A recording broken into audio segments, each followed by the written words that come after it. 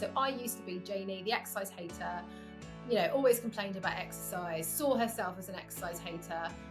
What? People actually like this stuff? So that was I'll use that as an example. So we have an identity and we can change our identities. And one of the greatest ways that you can do this is through identity-based habits.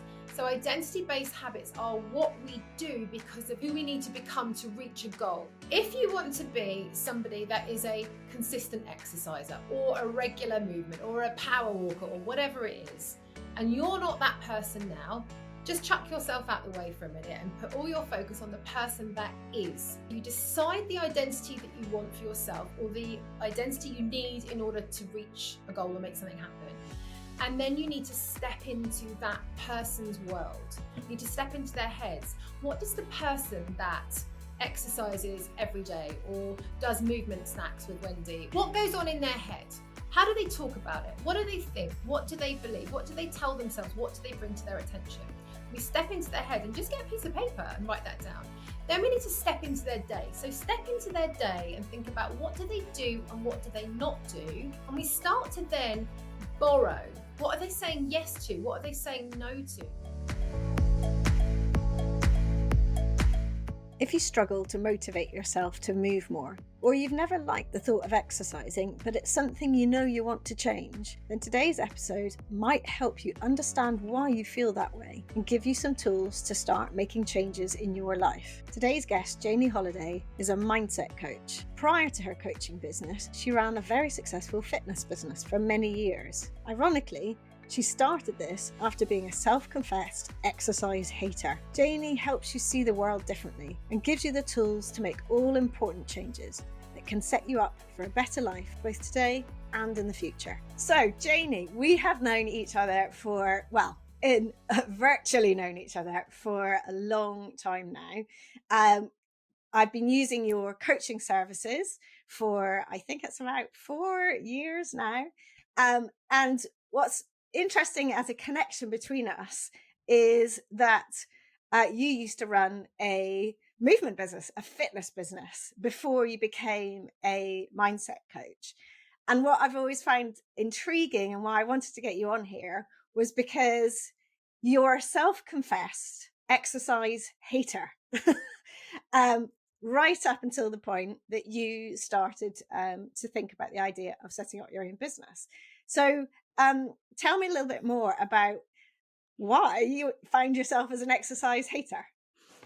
So I'm going to take you right back to the beginning. So I grew up in a family, my dad was a professional cyclist, so I did have a positive kind of message about exercising and passion for fitness. My mum hated exercise, still does.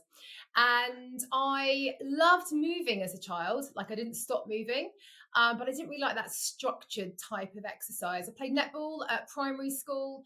I hated that bit where you're going to be picked for rounders. That's the bit I hated because I wasn't very good at throwing balls.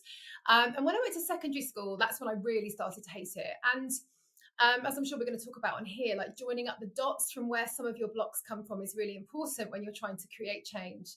And I started secondary school in 1988 and it was communal showers. I mean, you were expected to, on the first week of term, take all your clothes off and go in these showers with these people you've just met, with these horrible kind of bullshit, strict PE teachers. And I also really remember being taken on a 4-mile cross-country run in the depths of November, and you're coming back with your lungs on fire, and I just really hated it. And my mum was quite happy to sign me off PE as I kind of progressed through secondary school.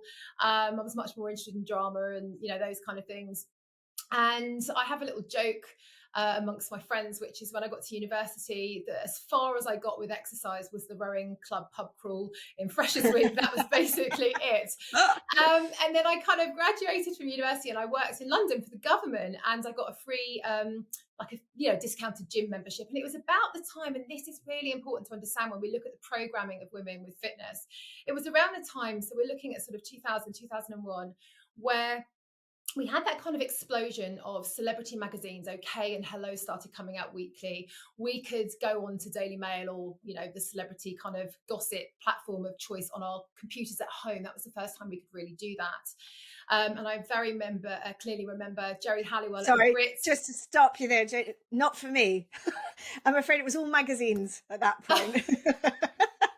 But yeah, same era, but just slightly further on. Yes. So I very clearly remember Jerry Halliwell at the Brit. She came out in that butterfly outfit, and she'd been doing the Atkins diet, and it was all around this, that first kind of real programming of women. I mean, we had it in the 80s and 90s with mums dieting and exercise and all those kind of things. But in my journey, that was when I was like, I want to be slim or skinny. I don't like exercise, and I love food.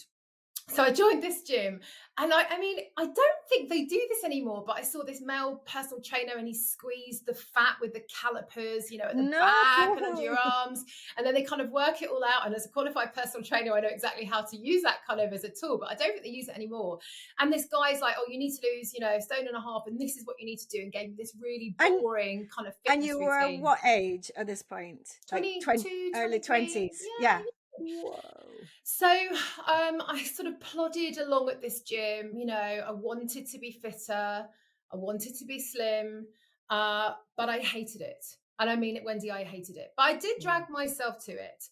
And this story that I'm about to share changed my life. And I always say this, always be on the lookout for epiphanies that just come out of nowhere.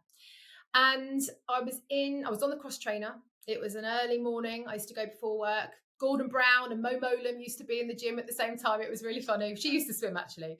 But I remember this woman, she came out of the studio and she said, everybody come into my class. She was teaching a step class, and I'd seen her do this every Tuesday, Thursday morning for as long as I've been there. Everybody come into my class. I'm hungover. I need everybody to come with me. Come on, off the trainer, off the treadmill. And she dragged all these people in, and I'm thinking, I don't really want to go. And oh my goodness, Wendy, that 45-minute changed my life. I still get quite emotional, get goosebumps thinking about that kind of real sliding doors moment, because she was hungover. I think she was actually still drunk. I was 23. She was, and I'm not condoning that, by the way, promoting that, by the way. She was in her 40s, so 20 years older than me. She wasn't in matching gym gear. And she played, I can still remember it, the Armand Van Helden, You Don't Even Know Me. I can still remember the routine, give me a step, I'll do the rocking horses. And in that 45 minutes, she was fun.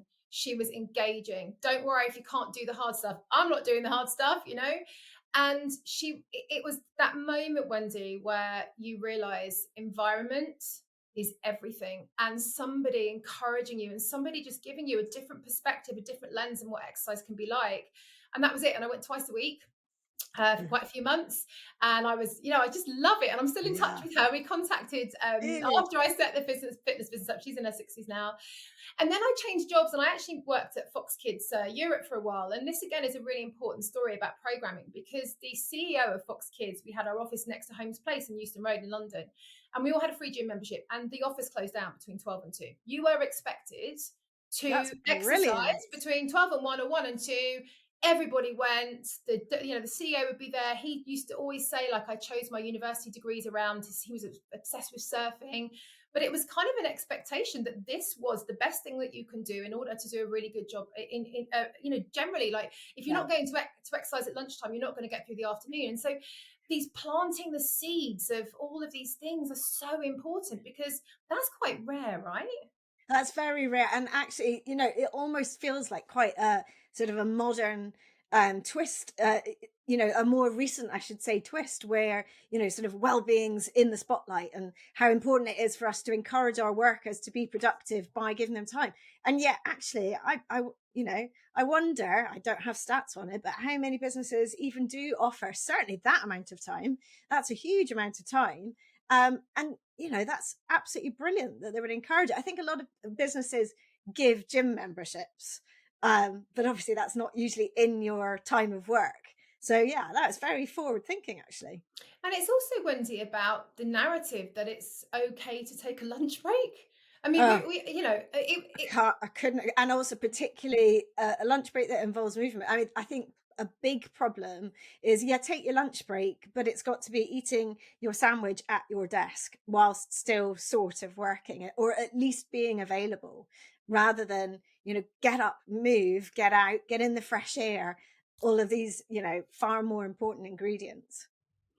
So all these sort of little seeds were being planted, and all these little epiphanies were happening around me. And I'm fairly impulsive, as you know, Wendy. And with it, I took on another job. I moved somewhere else, and it was a wrong decision. And I have a saying, as you know, there's no such thing as a wrong decision. It's just a decision. And sometimes, and I genuinely think that this wrong decision led me to where I ended up, because within a few months, I quit my job, sold my flat, and decided to become an aerobics instructor. And everyone thought I'd gone mad, because this was the girl that used to hate exercise. And within a few months of qualifying, I was teaching 26 classes a week all across London. I was doing aqua, body pump, body step, aerobics. I then became an anti-postnatal trainer. Pardon? Yeah. How do you plan that number of classes around the number of classes, and how are they the hours in the day? Clearly, that was pre-children. Yeah, but absolutely pre-children. But number one, I'd sold my flat, so I had to earn money. I had no buffer. I had no family in the UK. I made this decision. I had to make it work, and I loved it. I loved it. Yeah. It was like I completely changed identity. And I then did my personal training qualification. And I very clearly remember on the first day saying to the woman who trained me, who I'm still friends with now, I think we're going to do some work together next year. And I said, "Oh, I don't want to be a personal trainer. I'm only here because my boyfriend at the time was away every weekend, and I've got nothing else to do." And then within that first morning, where she talked about particularly women and healthy eating and exercise on another level and habits and all that kind of stuff, I was like, right, I'm single-handedly going to take on Weight Watchers and transform the world of women and health and fitness. And then before long, my personal training practice were fully booked. This was in the boom days of the early noughties. And I launched Fit for a Princess. And then I launched my outdoor boot camp. So it was for women of all ages and all abilities. And it was in an environment where you could thrive. It was judgment free. I trained my trainers to be able to deliver a class where we had a pregnant woman, a postnatal woman, someone in their 70s, someone that was injured, someone that was super fit. Like that was kind of the model, if you like. And it was just such a special time. And it's really important, I think, to understand this, because this goes back to the environment aha moment I had in that step class. Because women didn't come just for the fitness and the results. That was like a byproduct of coming to have a good time. Like, we used to gossip while we trained. Like, it was just this really, really relaxed environment. If you want to wear your Sweaty Betty matching gear, go for it. If you want to wear your husband's trackie, not a problem. If you've had 2 hours sleep, it doesn't matter. If you're hungover, just come and do something. And it's funny, you'll have heard me say this before. There's no such thing as bad weather, just bad clothes and a bad attitude, which was, we ran our early morning boot camps all year round. I did 80% of my business revenue before 7:15 in the morning. Vogue did a write-up for us once, and we were called the Secret Smug Club. When London were asleep under their duvets in the depths of winter, there's like these girls out on the common with their pink leg warmers. And it was a really special time. And I think one point I want to make is, I think one of the reasons it was so special and so successful was because there's a term called modeling. I don't know if you're aware of this, but we're mostly inspired, particularly when we struggle with something, to be around or to be taught by somebody who's been through the same struggle as we have, but has got through the other side. So as people were coming to my class, I wasn't the person going, "Oh yeah, I've loved fitness all my life. I did this sport. I've got a sports science degree," which many personal trainers. I was like, "I hate it."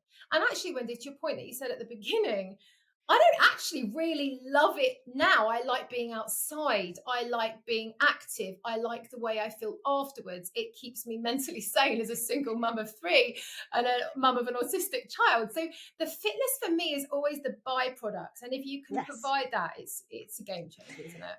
I think it's really interesting about this, the narrative of fitness. And I know that was part of your business name, and the business that you had was very much of the moment about everyone's need to get fit. But it wasn't at that point, and is becoming, thankfully, more so now, much more about sort of fitness for life, as in functionally fit, and prepared for living the way we want to live for as long as we want to live, and realizing that that's a lot more nuanced than just getting our heart going and sort of jumping around a lot. And certainly you and I both know at certain life stage as well, that can actually be quite detrimental to be, focusing on cardio. But at the time, it was all about the best way for us. And sadly, it was about losing weight and looking a certain way, was by getting that heart going and doing the max that we absolutely could. And thankfully, that narrative has changed quite a lot, but it's still ingrained, isn't it? And I think one of the most important things that certainly I, through working with you and your coaching and so on, is questioning what we really feel about things, which is uncovering those beliefs, which you and I have talked for a long time about, is one of the hardest things, because it's all about that programming. You were talking about this whole sort of, what was going on in the media, and also, what's going on with your friends and so on. And actually, your light bulb moment in that gym came not really because of the exercise, but because of the fun, the joy, the happiness, combined with the fact that your body was moving. And so therefore you naturally felt elevated because all those lovely hormones are Yep. racing around because you're doing something. But also it was the group, the environment, and the fact that someone gave you permission Yep. to just do what you were feeling was right for your body that day, rather than all the shoulds of, you should be on the treadmill for 20 minutes, you should be lifting this level of weight for this long, this many reps, blah blah blah, all the sort of the shoulds that the world places on us. And in fact, you'll talk about this more in a second, but those sort of beliefs, those things that we carry, actually leaning into how they're affecting us now is really important. And obviously you talked as well about your childhood experience of PE and so on, and everyone in the world sort of knows that whole thing of being picked for a team and being the last one to be picked because you weren't quite, and if you weren't the sporty one. And the amount of people that say to me, oh yeah, I wasn't really a sporty child. But what about a child that just moved, that played? I bet you played for years on end, Yep. constantly moving, running, climbing, having fun. As innately, we all love to move because of those childhood years. And yeah, Mhm. because of the whole school thing, we package it up as sporty or not. And then we carry that with us. Yeah, I mean, this is. I mean, you've hit the nail on the head. It's massively looking about programming, and I think we actually need to go back to the programming of our parents, particularly mothers, I think. So when we look at the 80s, it was all about the kind of aerobics kind of thing, wasn't it? And then in the 90s, it was more like the step, and then the kind of strength stuff came in. And then in the noughties, it was like body pump everywhere. The gyms Les popped Mills. up. Yeah, Yeah, yeah, also, and it was gym, and personal training was kind of the thing. And so when we look at what was our kind of normal, what the media was covering, there's that celebrity personal trainer, I think it was Matt Roberts. He was everywhere in the kind of the noughties and around the sort of, well, just before the turn of the century. And the supermodels had a personal trainer. So it's what's going in and what's forming those beliefs and giving us our perspective on what we should do, what we need to do. And actually what I've learned over the last, I mean, 24 years ago, nearly, it was in February, I became an aerobics instructor, is how we have to do what works for us.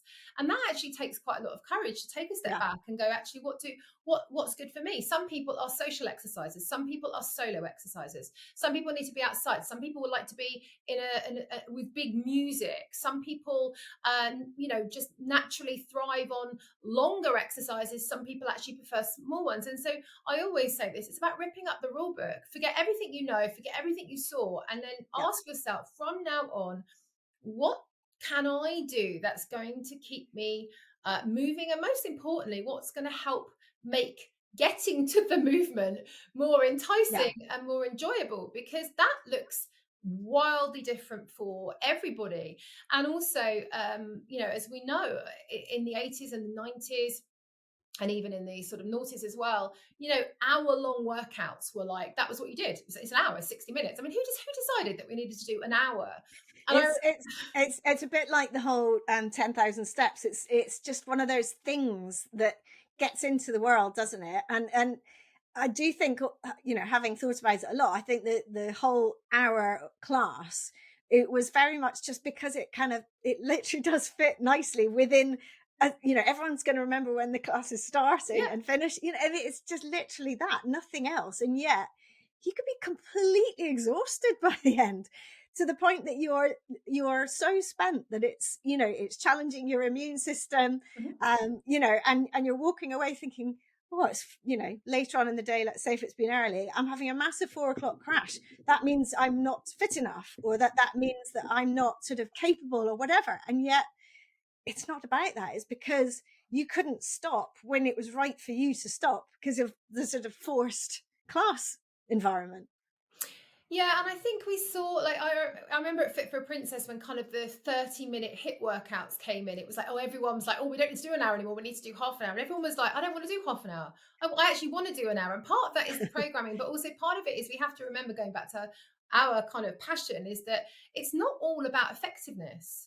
So for some people, an hour's workout, if it's the right level for them, let's say Fit for a Princess, you could pick your level, you know, in a lovely stretch at the end. Sometimes an hour is actually a nice thing for you. So it takes you out of your world for an hour. But for other people, that could be the biggest block to actually exercising consistently, because you don't have an hour. And of course, we need, you know, shower afterwards and time to get to and from your workout. And then we're looking at an hour and a half out of your day. So again, I think it comes back to all of the things that you teach and talk about. And it's about that for many people, the challenging the narrative, the bite-sized chunks, literally trying to undo and forget everything that you saw and were taught, because it's all gone in subconsciously. This is what a lot of people don't realize. You know, we're all driven by this unconscious programming that's gone in under the conscious threshold, and then it's like, oh, why do I feel like this? It's because underneath there's all of this, you know, decades of programming. But it's also because the World Health Organization came out with the stat of 75 minutes of vigorous, or 150 moderate intensity a week. And, you know, as we discuss a lot, the world becomes quite sort of binary, where it's like, have you done your specific number of exercise minutes per week, or have you not, if you see what I mean? And therefore, if I have, then that's okay, because I've ticked the box. And the problem is that then that actually restricts us, because we could actually be doing less, because we're like, well, we've done it now. And it's also not even about that, because the focus was on purely on exercise, we forgot about the merits and the huge importance of moving regularly. As you know, I talk about a lot, and like you were just saying, the sort of mini movement chunks, where when we are sedentary for a lot longer, it then becomes a real issue for us to sort of get out of that pattern. And therefore, exercise ends up feeling much further away and much more out of reach. And so I don't actually, if you sort of follow my stuff and so on, I actually don't talk about the word exercise very much. And when I'm talking about specific movements, I talk about movements rather than exercise, with real intention, because I think sadly, exercise has become a really heavily loaded term. And that is a really sad thing, because the point of the WHO putting out those really, you know, scientific guidelines was to get us all moving more. And the reality is, it hasn't changed that much in that time. They've only now, I think it was about 4 years ago, they added in to the guidelines the importance of breaking up sedentarism. So actually the importance of moving more. And there's starting to be more and more studies about the importance of that. Mm. But I think, in a way, sadly, that's big part of the reason that everyone was really good about going, right, okay, if that's what we're going to do, how can we cram it in to make sure we've got just the right amount? Tick, done, and left. And everything has just been, you know, a ripple from there. And I think we need to backtrack to that and find those reasons why, and remove those barriers that have, I think, potentially got a lot higher than they were before even. Wow, you said loads of things there. But yeah, I mean, this is so important. I mean, I think, look, number one, you've touched on something really, really important, which is language, first of all. So Yeah. what the language that you use about certain things will have a different feeling in your body, expansive or contractive.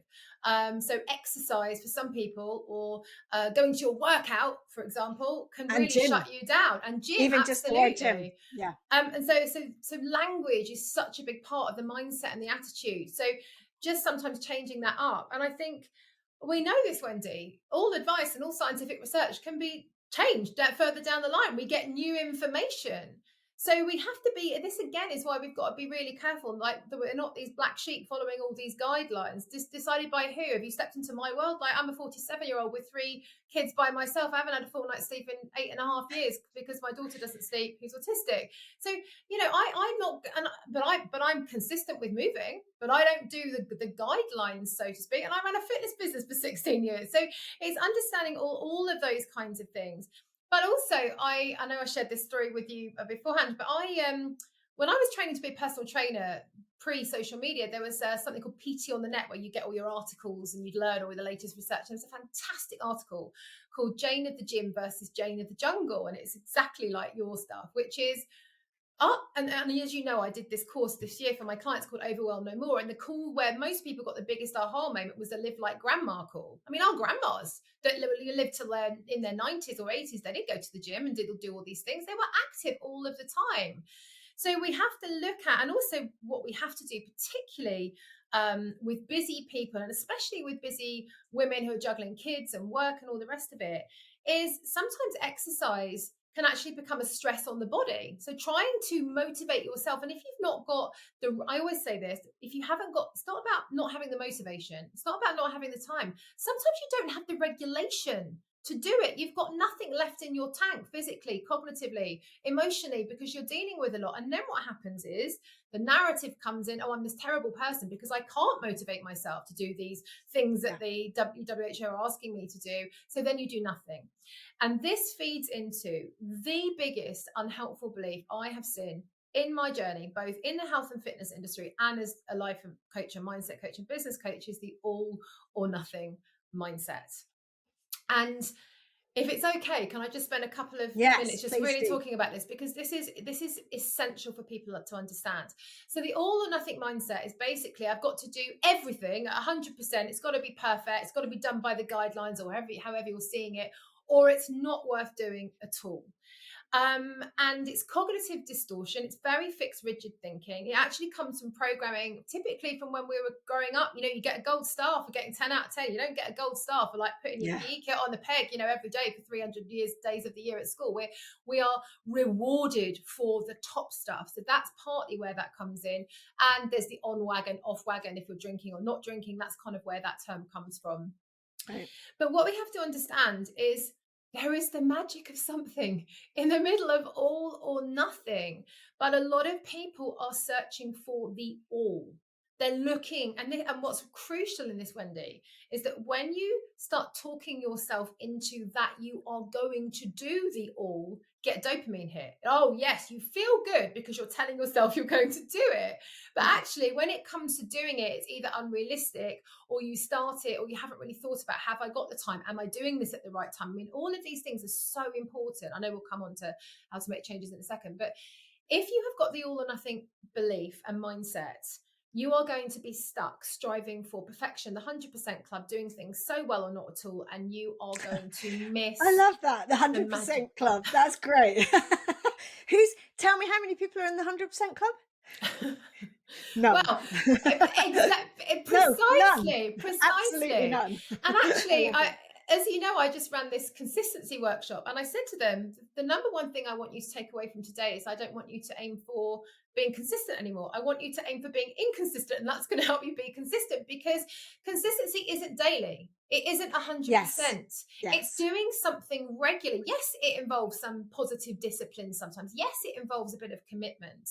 But the problem is everyone's looking for these big, bold sort of, and we've got in this modern world, Wendy, the impact of dopamine, there's shiny object syndrome, there's new that, and also what's crucial to understand about the all or nothing mindset is extremes sell. I used to have a column in the Daily Mail back in 2004. I've written hundreds of articles over the last 20 years. And no journalist or editor has ever come to me and said, have you got a nice story about consistency? Somebody, just doing a little bit. No, they want the 4-stone weight loss in 6 months. They want the, couch to marathon runner in 12 years.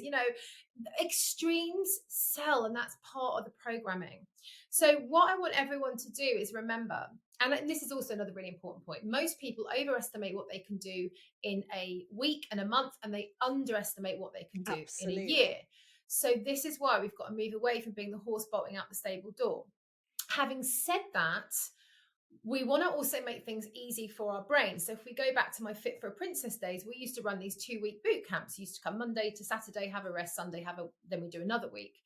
And actually, a lot of people said that locking into that routine was really helpful, because there was no, am I going today? Am I not going today? So our brain likes patterns. But that was for a short chunk of time. Yes. So because you knew how long it was, it was easier to commit, presumably. Yeah. And it really helped people, and then they would then feel the benefits, and then they might do another one, or they take a break, and so sometimes the concept of boot camp, as in, quite intense for a short period of time, can be a good thing, but again, not for everybody. And I think the other thing that's really important to knock on the head is that I see this all of the time, and I'm sure you do as well, and you will have had this belief too, that you have to run to be fit, right? And that cardio is like the thing that you need to do. And it's nonsense. I hate running. I hated running when I was a personal trainer. I mean, if someone paid me 60 quid an hour to take them for a run for an hour, I'd do it. But I hated it. That was my job. But I would never run.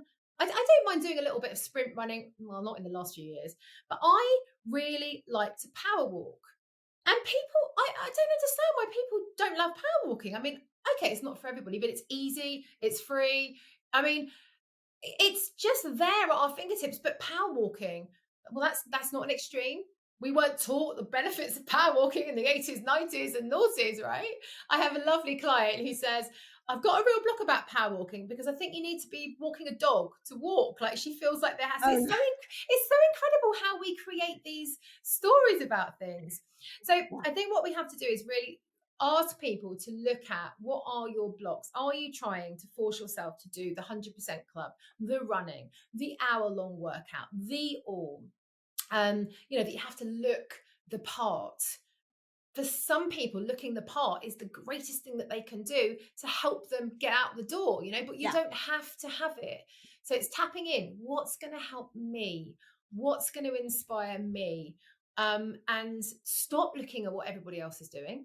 I mean, by all means, get ideas and inspiration, but stop looking at what other people are doing and find out what works for you and challenge it all.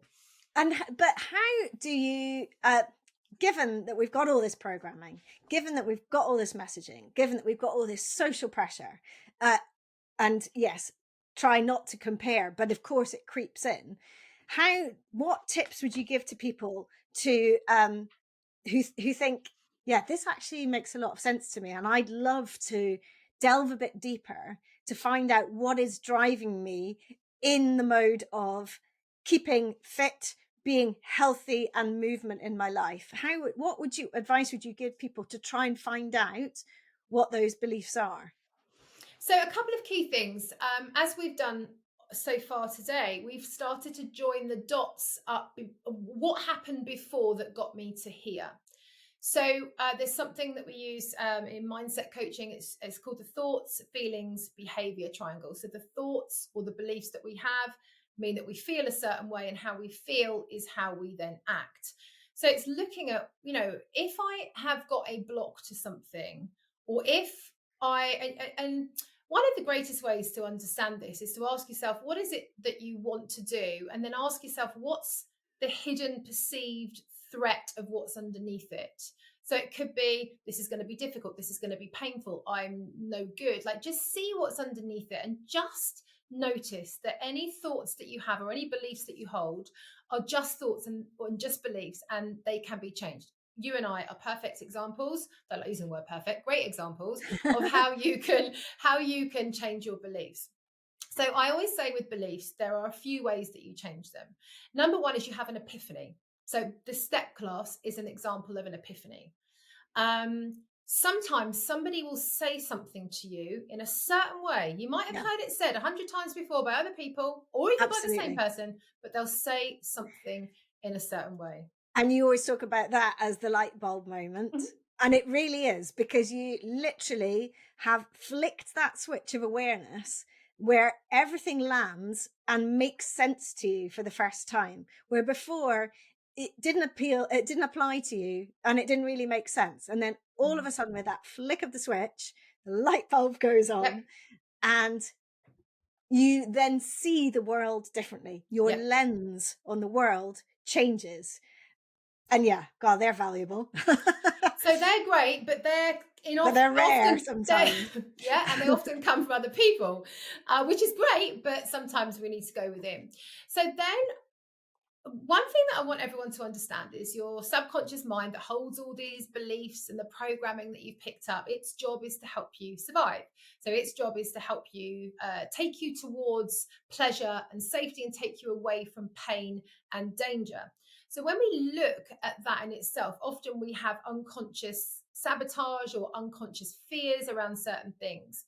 So it's really important sometimes to understand that we have to some ways trick our minds to understand that not doing something, right, is actually more dangerous to us than doing something.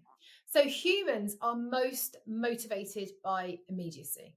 So first of all, if you haven't been able to motivate yourself to exercise or move or eat healthily or whatever you're trying to do in your life, just understand that from a survival perspective, your brain is most motivated by immediacy. When you're faced with a tiger, you'll run out the way. Often, client of mine, a husband had a heart attack. Suddenly he will actually start taking his exercise and eating and stress levels more seriously because he nearly died. That's when the power is. So what we have to try and do is trick our brain into, in some ways, trying to see what we need to do as immediate. And this is where you can start doing things like tapping into the future you, which I'll talk about in a second. But sometimes we have to work really hard to change a belief. Like I've changed a lot of beliefs over the last kind of 20 years. And that's come from, I don't want this belief anymore. I know I've got this belief. This is causing a block and I need to change this. And it's going to take me time and it's going to take dedication. It's not going to happen overnight. Before, it's not going to happen overnight. Exactly. And it's a work in progress, or journey, as people like to say, that you will see progress as long as you monitor that progress as well. As long as you are aware of how that is impacting you. And is it making, if you're feeling change, how does that change feel within you? And we live in a quick fix culture. We do. And we want all results like this. We want it now. We want it now. And we're not prepared to wait because there's not a lot of dopamine when you're waiting and being patient. That comes back to the all or nothing mindset. So sometimes we have to work hard. But one of the greatest things that I'd like to share with everyone today is about looking at your identity. So your identity, if I put very simply, is who we are, what we do, how we see ourselves and what we're known for. So I used to be Janey, the exercise hater, always complained about exercise, saw herself as an exercise hater. What? People actually like this stuff? So that was I'll use that as an example. So we have an identity and we can change our identities. And one of the greatest ways that you can do this is through identity-based habits. So identity-based habits are what we do because of who we are, or what we do because of who we need to become to reach a goal.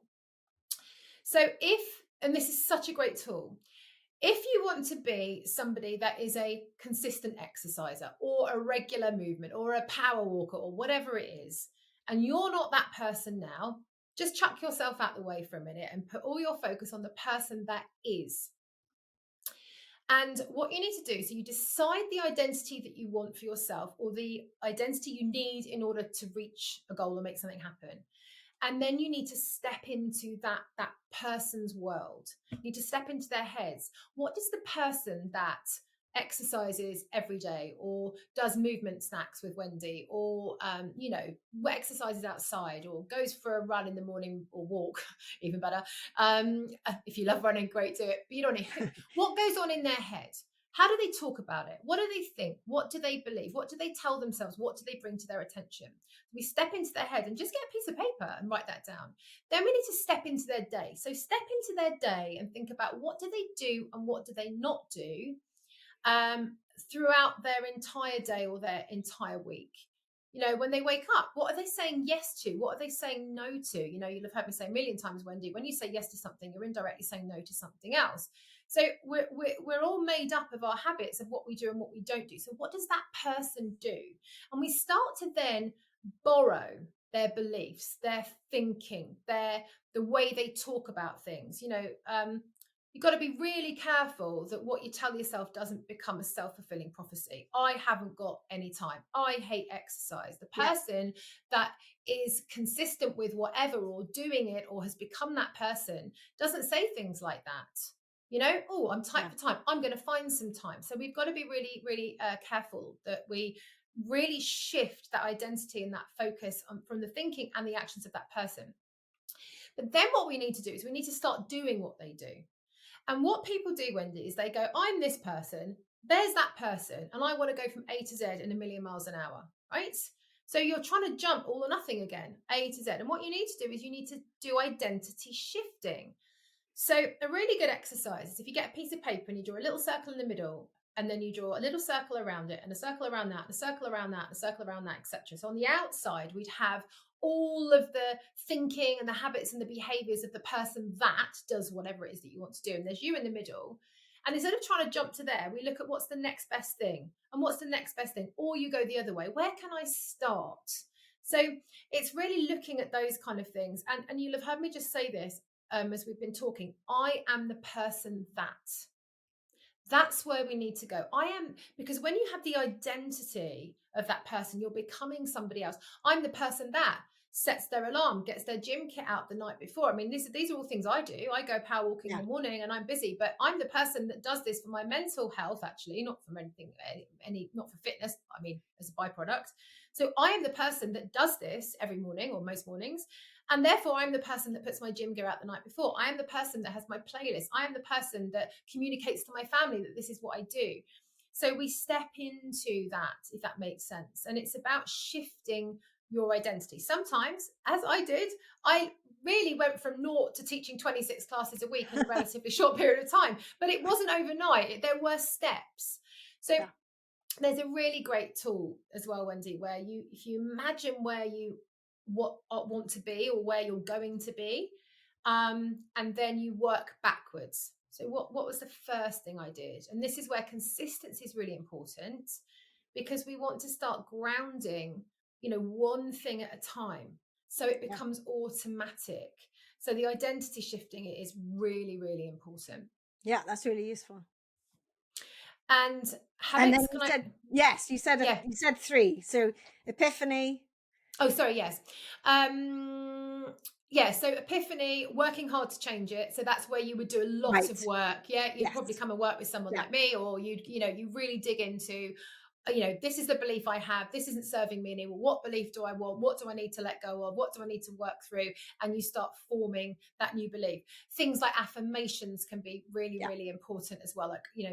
And then we have the identity shifting. But ultimately, what we're wanting to do is build habits. Yes. And a lot of people don't know this, but the way we need to build habits is to make them easy, attractive, visible, and satisfying. And actually, when we're wanting to move away from them, we do the opposite: difficult, unattractive, invisible, unsatisfying. There's a brilliant book, James Clear, Atomic Habits. It's a very popular book. He calls it obvious rather than easy. But it's looking at, if you imagine when we're wanting to do something new, we're wanting to create neural pathways. Yeah. And those neural pathways all start out very small, like that dirt track. And the more we do them, the stronger they get, and then they end up kind of being the motorway. That's the analogy. Every single habit that we have and every single belief that we have started as that little pathway. So when we're starting to build new habits, our brain likes easy things. It Yeah. likes it to be easy. It likes to be automatic. This goes back to my boot camp example. Sometimes it's easier to go every day because there's no thinking. Plus, Wendy, in the modern world that we live in, how many distractions do we have? How much information are we taking in each day? Our poor brains are on their knees because we've got this information overload. So keep asking yourself, how can I make it easy? Sometimes that's visual tools. Sometimes that's a vision board for some people who like that kind of thing. Other people, it's actually really clear instructions and procedures. And This is and what I I'm going to do. and I often talk about associations. So linking doing one thing with something else, because we already are formed with lots of habitual things that we do in our day. Some of them great, some of them not so great, but a lot that we just have to do. And actually linking one thing to something that you're doing already makes it so much easier to start to make incremental change. It's also easier for your brain to remember that you're wanting to do that, because often we just forget, quite frankly, because as you say, we're Yep. overloaded with a to-do list that seems to never get shorter. We used to be able to actually strike things off as we wrote them down, and I still certainly like to do that, because if it's digitally, then it's gone and you certainly don't feel that productivity. But when we attach doing something to something else, and that's part of the atomic habits thing as well, where it's about linking one thing to another, and then afterwards sort of being grateful that you've remembered to do the two things together. And from my world, noticing how your body and your mind feel after doing that thing. So if we're talking about movement and exercise, if it's just movement, then having done those 5 minutes of whatever while you're, I talk a lot obviously about folding the washing on the ground, because you've got to get down there, you've got to move there, you've got to get back up, you can make lots of different shapes on the floor. And you know what? The long term of that is that hopefully you'll always be able to get up off the ground, which can become elusive to many of us as we age. So if we have that habit now where we always think about ground when we're doing washing, then we're really, and we applaud ourselves for doing it, and we Yeah. lean into that feeling of, oh, I do feel better after doing that. And then at the end of the day, yeah, do you know what? I feel so much better because I did these snippets, regardless of whether you got the exercise in. How do your joints feel? How much less stiff are you? And linking it back to, okay, that was because I added in that little movement break whilst doing something else that was a boring chore that I have to do all the time, that I resent the time for. And therefore now I'm actually using that time really well. Win.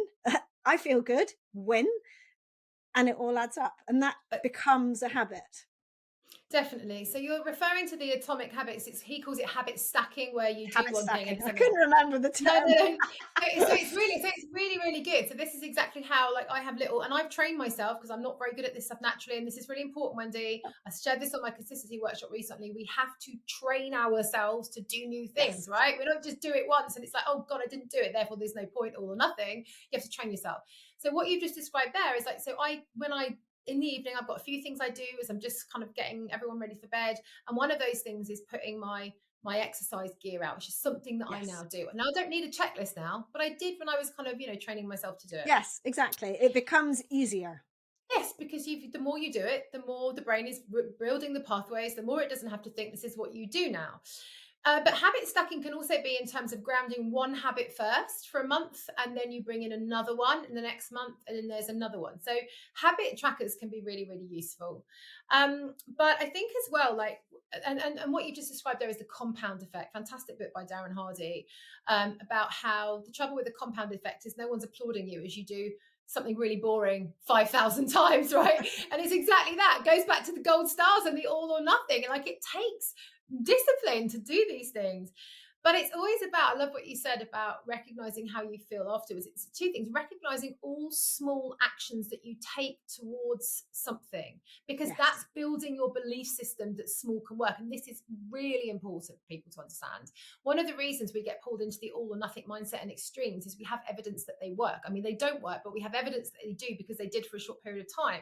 How many people have stuck with the small things, consistent, compound effect, boring habits or whatever it is over a long period of time. They haven't got there yet. So therefore they don't have the belief that it can work. So recognizing every small thing can be really important. And as you know, Wendy, most people, particularly women, only notice the things they don't do in their day rather than the things that they do. And again, we're looking for extremes. But also what you said about collecting that kind of feeling of how you feel afterwards. You know, I always say if you could bottle up that feeling of how you feel when you've done your exercise or you've done something that you were afraid of doing or you were procrastinating on and you get it done. And it's about recognizing those. But I also think that we have to take our future more seriously. And this is the problem. This is the stuff with blocks of people joining you and becoming more fit. It's because we're not in the immediate stage yet. So this is where we have to use our mindset to jump into the future. And if we could see ourselves as an 80-year-old or a 90-year-old, and they could give us a message, write us a letter and give us a message and pass it across the ages, what would they be screaming for us to do? And I ran a challenge a few years ago called, it was a food freedom challenge when I was doing more health stuff. And somebody said, oh God, I really want to be a kick-ass granny. And everyone was like, oh my God, I want to be a kick-ass granny. Great, what a lovely term. But wanting it isn't going to get you there. Getting excited and inspired by that concept isn't going to get you there. You know, inspiration is breathe life into. Motivation is doing. Consistency is doing what you need to do, as you know, all of the time or regularly, not daily, not 100%. So if you are wanting to, and this comes back to flippancy, it comes back to the immediacy that we talked about. The brain's not interested in that stuff unless you start telling it that if you don't act, you're going to then create problems. And so and it can be a bit doom and gloom sometimes, right? But it can. And from my personal experience, when I was in pain, I had this, it was a flash forward to the fact that, you know, I couldn't even climb over a stile on a walk without having to have my husband's hand, total fear of getting down off the stile, of sliding, of slipping, of falling, what that would flare up that would bring to my pain. And you know, and I'm not saying all 80-year-olds or 90-year-olds are immobile and in that place, but I felt like I was 80 when I was 40. I suddenly had this massive flash forward. So that's why I can now look back at that moment in time in my life, which clearly changed its trajectory entirely. Otherwise, I wouldn't be doing the things I'm doing now. I don't know merely what I would be doing, or the way I would think about my body movement. It could be entirely different. So for me, it was almost a shock to the system. But I also get quite a lot of messages from people, and it's probably of interest around this age, the sort of midlife stage where you're caring for older and younger. Yeah. And you suddenly notice that your parents are, you know, very rapidly in some cases becoming more immobile, and their lives narrow because the things that they used to love doing just aren't open to them anymore through fear, through immobility. And they really, that scares you. And it almost, you know, those people message me kind of saying, I don't want that for me. I've got to think about that now. But it's so easy to avoid that, to pretend it's not happening. Although I do believe that with every decade, you become more aware of that. And there's so much talk about longevity, and sort of training for those later stages in life and understanding what that really is about. But yeah, it's how you, if those things haven't happened to you, it's how you choose to do that now, and sort of, and take the rug off your eyes, because it's easy to hide from that and say, oh, you know, I'll be fine. And yet, you know, if you're in a job that is forcing you to be sat for long hours and you are struggling to fit in movement or exercise around childcare, why it's important to just start putting yourself first, and, you know, in an entirely unselfish way. Because then when you are that kick-arse granny, you're exactly that. You know, if you're fortunate and have to have children and grandchildren, you know, you're doing that for your kids to help them with the burden of looking after children. And you're doing it for your relationship with your grandkids, and to model with them how important it is that when you're a granny, you're kick-arse, because you can go for it and you can climb and you can do anything you want to do. And how important that is. So yeah, for me, it's such a strong message for people that sadly it is easy to ignore because we're so living in the moment. Oh, listen, Wendy, I mean, I hear you. I live in Sidmouth now, as you know. And when I first moved here, I was blown away by women in their 80s getting into the sea on a cold December morning without a wetsuit. And I was like, oh my God, this is like life dreams, life goals. Yes. Like just, and I think it's just recognizing, though, how easy it is for us to brush these things under the carpet. But it's actually also very easy for us. Sometimes it can feel a bit difficult though, but we can really start thinking about who do I want to, this goes back to the identity. What's the identity I want to have in my 80s, 90s, or Yes. whatever it is? What do I want to be doing? Well, if I'm in that person, what did I need to do beforehand to get there? And Yeah. that's the bit that you have to do. You have to And really actually, think about that. and like you were saying, with the all or nothing mindset, it doesn't mean you have to be a marathon runner, super athlete now. It just means you need to plan ahead to think, what are the things that I know become more tricky for people as they age? And how can I build them into my life using these habits right now? Where actually I get to the point where, thankfully, I almost don't even realize I'm doing it because it's become a habit and it's become my norm and it's become my non-negotiable, as you always say, so that um so that it's just daily life, and it's a great daily life that serves you for all your life, hopefully. 100 no 100%. And the final thing I'd really like to say is just when we're looking at how we feel before doing something, how we feel as we start doing something, how we feel when we follow through, how we feel when we get there, and how we feel when it's automatic is very different. And so you beautifully described when you've got to the point where it's consistent and ingrained in you, there's no effort, there's no No there's effort. no motivation required. So I call it like the dopamine. We kind of have the dread before the doing, so the dopamine is low. We then get going, so the dopamine comes up. Oh yeah, this is really good, I'm doing this. And then we have to follow through, and that's when the dopamine goes, and that's when it's really easy to get sidelined. Then if we're working towards a goal, we get the dopamine lift again. But when we're looking at lifelong things, the goal is to actually have like what I call kind of like a bit of a dead feeling about it. There's no dopamine about what you do because you're just doing it. So it's Yeah. like cleaning your teeth in the morning. You don't need a gold star for cleaning your teeth, you just do it, right? Mm. So you don't think about it. It's just You are something that you you do. are that person. You've now Yes. become that person that you were, that was the widest circle. You're there. Yep, exactly. And that's the goal, for it to be easy. But in order for it to be easy, sometimes it can be hard getting there. And that's the mindset to have. This is going to be hard at the beginning, and then it's going to be easy. Or find things that you enjoy and do the happily doing mindset. You'll know that's something I talk about all the time.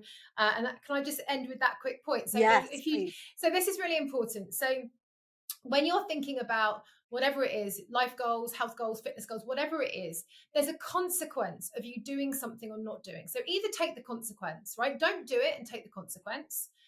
Either don't do it and delegate if that's possible. You can't do that with your health, obviously, or delegate something else to free you up to have some more time and energy for your health.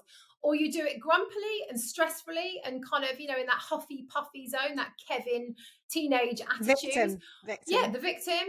Or you do it happily. And the happily doing mindset is a decision that you make, which says, yeah, this might be a bit mundane, but you know what? I'm going to choose to do this happily because that's going to make it easier for me. It's going to feel better. And that's how you're going to get to the point where it becomes much easier to be consistent. And then it just becomes something that you do. So happily doing mindset is absolutely a game changer for so many people.